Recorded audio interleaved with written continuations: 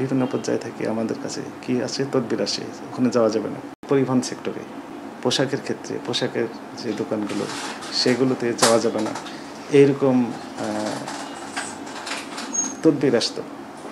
হ্যাঁ, সরকারের কিছু পরিকল্পনা এখানে ছিল, একদম সরকারের উচ্চ পর্যায়ে। যেমন কিছু কিছু প্রোডাক্ট, বিদেশি প্রোডাক্ট ইম্পোর্টের ক্ষেত্রে যে ডিউটি ছিল উচ্চ হারে, সেটি অনেকটা মিনিমাইজ করে দেওয়া হয়েছে, ছাড় দেওয়া হয়েছে, কমিয়ে দেওয়া হয়েছে। তো এই সকল, যেমন খেজুরের ক্ষেত্রে এবারের দাম অনেকটা আগের যে কোনো বছরের তুলনায় কম ছিল। সকলেই খেজুর এই রমজানে কিনে ইফতার করতে পেরেছেন।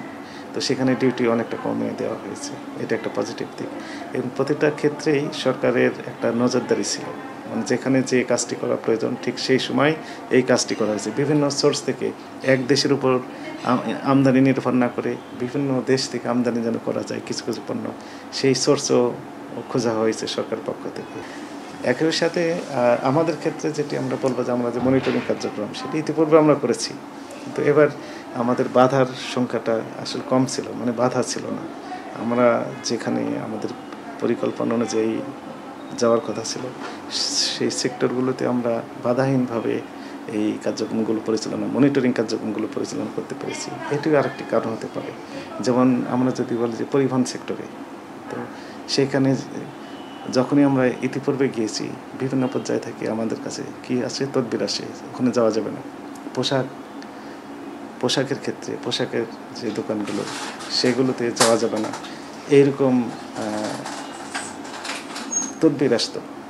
কিন্তু সেই তদবির তো এবার আসে না, এটিও আরেকটি কারণ। এবং আমাদের মহাপরিচালক মহোদয় এক সুন্দরভাবে আমাদের জানিয়ে দিয়েছেন যে বাধাহীনভাবে, নির্বিঘ্নে, সমানভাবে কাজ করার জন্য। যদি কোনো বাধা আসে তাহলে দায়ী দায়িত্ব উনি নিজে নেবেন, এমনটি আমাদেরকে জানিয়েছে। ফলে আমরা বাধাহীনভাবে নির্বিঘ্নে কাজ করতে পেরেছি, এটিও আরেকটি কারণ আপনি বলতে পারেন।